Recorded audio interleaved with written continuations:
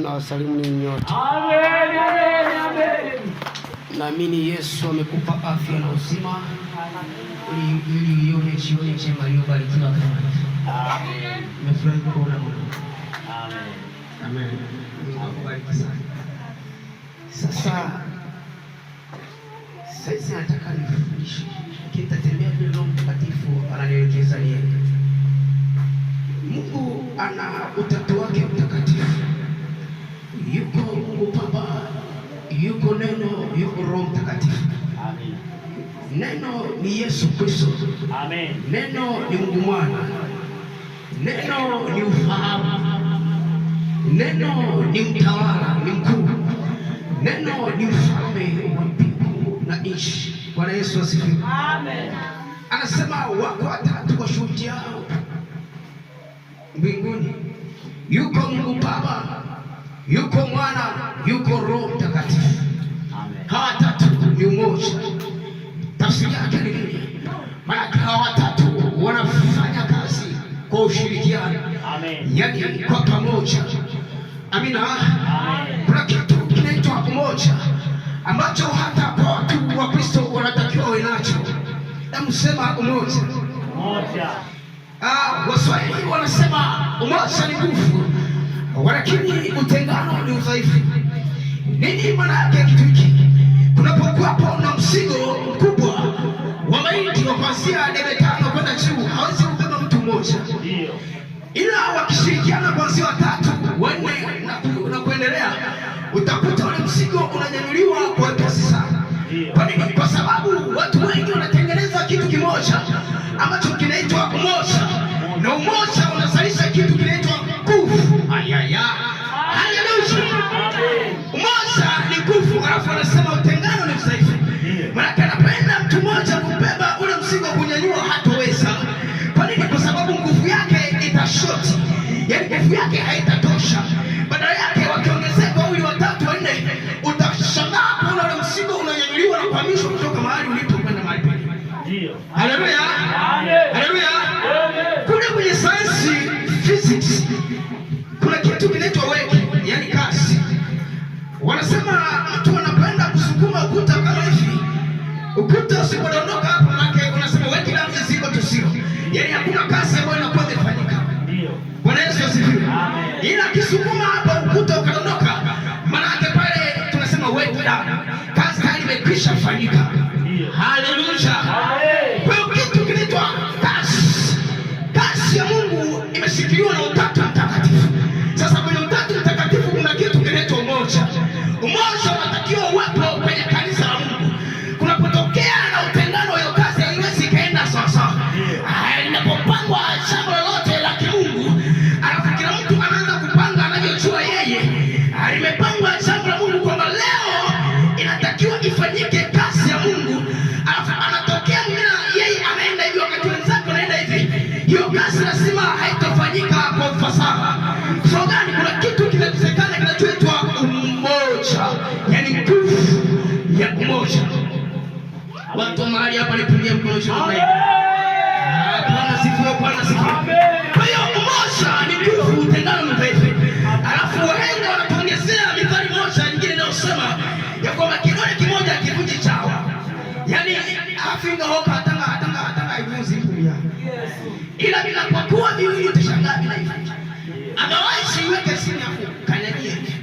Kwa hiyo lazima kuwepo na kitu kitakachosaidia kile kitu kihame kutoka mahali pale kwenda mahali pengine. Haleluya! Kwa umoja ni silaha ya Kristo. Ninaposema umoja, maana yake ni nguvu, kama walivyosema wahenga. Kinapokuwepo kitu kinaitwa umoja ndani ya kanisa, hata kazi ya Mungu itaenda vizuri.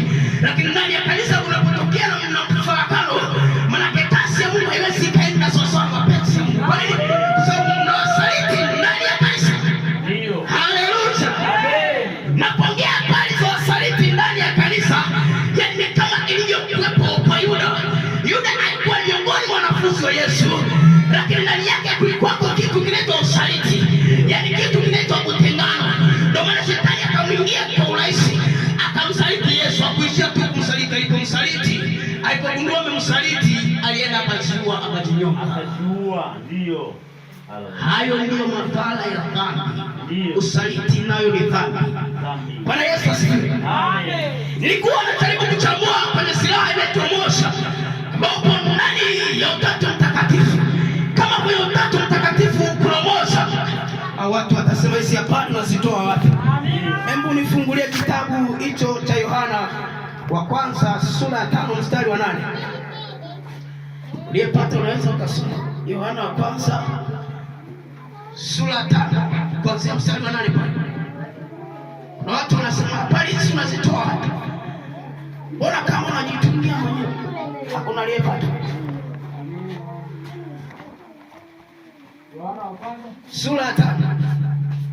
Yohana Mtakatifu, Yohana wa kwanza sura ya 5 anza mstari wa 8. Waraka wa kwanza wa Yohana sura ya kwanza. Ndio. Nasoma mstari wa 8. Haleluya. Tukisema kwamba hatuna dhambi, tunajidanganya wenyewe. Yohana wa kwanza sura ya 5 mstari wa 8. Sura ya kwanza. Sura ya 5 mstari wa 8. Amina, nasoma kwa jina la Yesu. Ndio. Kwa maana wako watatu washuhudiao. Wako watatu washuhudiao mbinguni. Mbinguni. Naomba utulivu.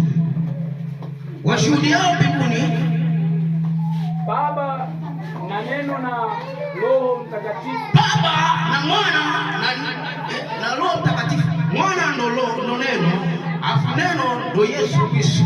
Na watatu hawa ni umoja. Na hawa watatu ni umoja. Ishia hapa. Haleluya. Sasa umenielewa, si ndio? Lakini nataka nifundishe vitu vichache vinavyomhusu shetani. Hii ya Utatu Mtakatifu ilikuwa kama utambulishi.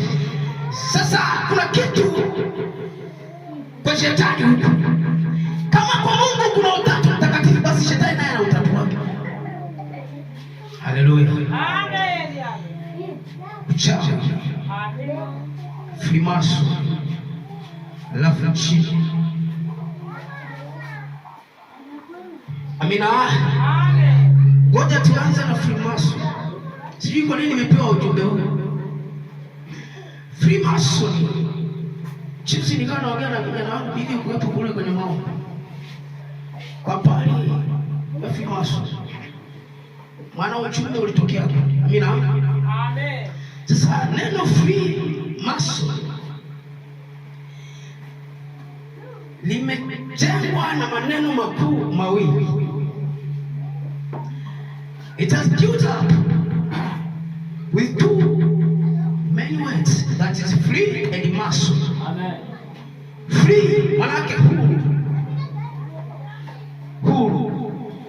Alafu mason kwa Kiswahili ni mwashi, yaani yule fundi wa kujenga nyumba. Mwashi.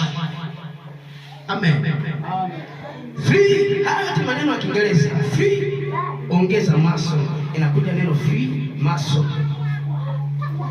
Kwa hiyo ni kama ujenzi huu.